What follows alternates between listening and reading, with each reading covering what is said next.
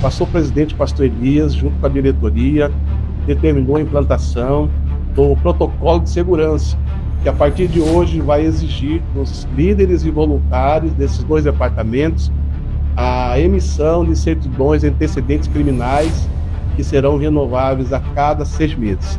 O nome é Douglas Alves Mandu, 35 anos, pastor da Igreja Evangélica Assembleia de Deus de Campo Grande, coordenador de um órgão público ligado à prefeitura, segundo as informações, uma casa de idosos. Esse cidadão, conhecido como pastor e envolvido na política, está sendo denunciado, meus amigos, por de uma adolescente de 15 anos de idade ocorrido em 2019.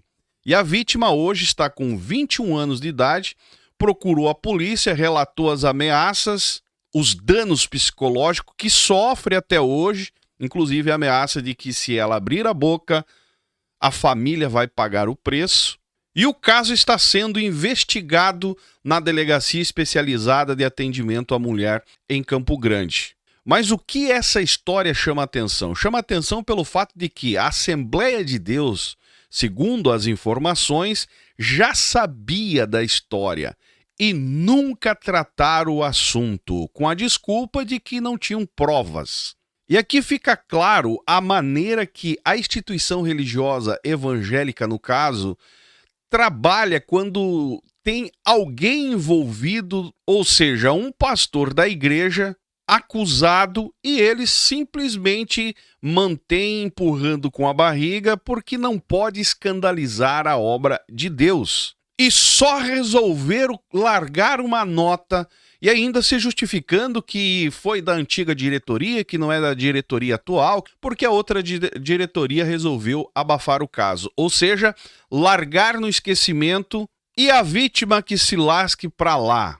E isso não é novidade no meio evangélico, é exatamente a maneira que eles agem. Sempre foi assim e eu acho que sempre será dessa maneira, porque a obra de Deus precisa ser preservada e camuflar criminosos com título de pastores dentro do contexto, inclusive alcançando até cargos na diretoria, assim como nós sabemos que existe na CGADB. Por que a Assembleia de Deus Missão, Assembleia de Deus ligada ao Belém de Campo Grande iria agir diferente, não é verdade?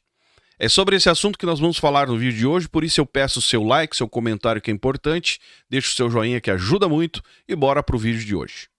Pois bem, meus amigos, a Prefeitura de Campo Grande agiu, após a repercussão do assunto ter saído na mídia local e afastou, depois de uma pressão, o senhor pastor aí do cargo por 60 dias, que é um movimento clássico quando há uma pressão da própria população para cima de alguma coisa que está errada. Até porque não existe um processo concluído em cima desse pastor, é só um inquérito rolando, e aí estão aguardando, em outras palavras. Agora a pergunta que não quer calar é outra. E a igreja, como é que fica nessa história? Antes de eu dar a resposta, olha só o que diz a notícia, para você entender. Uma jovem de 21 anos procurou a Polícia Civil para denunciar o pastor Douglas Alves Mandu, de 35 anos, pelo crime de estupro. O suspeito também é coordenador do Centro de Múltiplas Referências e Convivência do Idoso, mas foi afastado do cargo pela Prefeitura de Campo Grande. Conforme o boletim de ocorrência, a vítima relatou que o crime ocorreu em julho de 2019, quando ela possuía 15 anos de idade e passava as férias. Olha bem como é que aconteceu. Passava as férias escolares na casa do irmão, ou seja, um irmão, de sangue e irmão do pastor pelo fato de ser da mesma igreja, nosso irmão.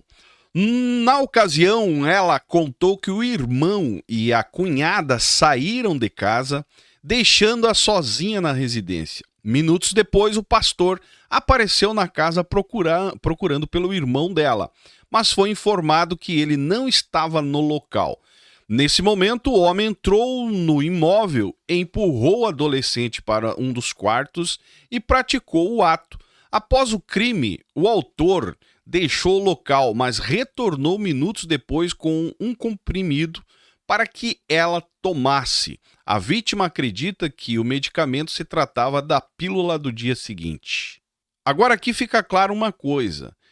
Como que um pastor, um homem de terno e gravata que ama as almas, é assim que se apresenta na maioria das vezes, e eu não estou generalizando porque tem pastores sérios, mas a maioria das vezes são vistos assim, homens que amam as almas. Como que um cara desse empurra uma porta e empurra adolescente para dentro de um quarto e pratica um ato desse nível? Para muitos que acostumado ver o cidadão em cima de um púlpito de terno e gravata falando com a voz doce, com aquela imagem de um pastor preocupado com as almas, jamais consegue imaginar que um cara que é visto assim tem esse tipo de atitude. E é por isso a dificuldade de acreditarem. E eu aqui também não estou dando o veredito final, até porque precisa ser muito bem investigado esse assunto. Mas o papel da igreja nessas alturas, da própria liderança local, é o que? Afastar quando se levanta qualquer denúncia relacionada. E eles levam para o lado de acusação. Estão acusando o pastor. E aí, não é bem assim. Precisa ter testemunha. Mas quando se trata de crime, meus amigos, a igreja deveria agir de outra maneira, um pouco mais rígido, porque se trata de crime, acusações criminosas. Até que fique provado que não passa de uma acusação sem provas, ok, volta ao normal. E se pelo contrário for provado e o pastor presidente ver vestígios de verdade, delegacia. O certo seria quando ouvir já levar para a delegacia, Porque assim a vítima, se estiver mentindo, vai pagar o preço diante da justiça e se o caso for verdade, a instituição religiosa não vai ter tantos danos e questionamentos e falta de confiança, que é o que mais está acontecendo nesse meio, por agirem ao contrário. Mas seguindo, além disso, a jovem relatou que o pastor possui forte vínculo com a família do irmão, tendo livre acesso à casa.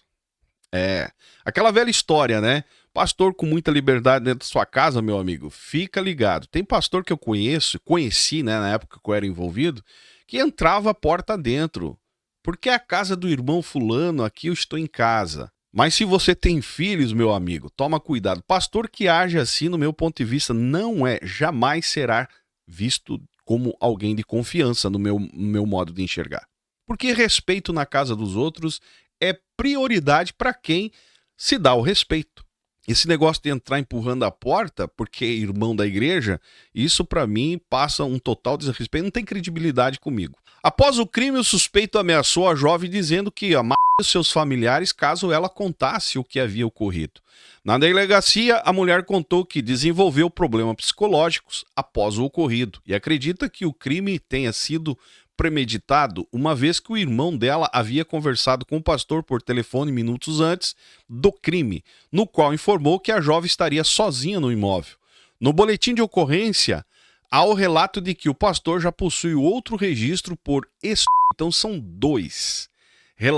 Relatado em 2024, ou seja, acusado de 2019 e o segundo sendo acusado também de 2024. A vítima solicitou medida protetiva de urgência que foi negada pelo Poder Judiciário sobre a alegação que a vítima e o autor não possuem relação íntima de afeto ou vínculo doméstico familiar. O caso foi registrado na Delegacia Especializada de Atendimento à Mulher e segue sob investigação policial. Diante da denúncia, a Prefeitura de Campo Grande publicou no Diário Oficial desta terça-feira o afastamento por 60 dias de Douglas do cargo de coordenador do Centro de Múltiplas Referência, aonde recebe um salário bruto de R$ 4.400.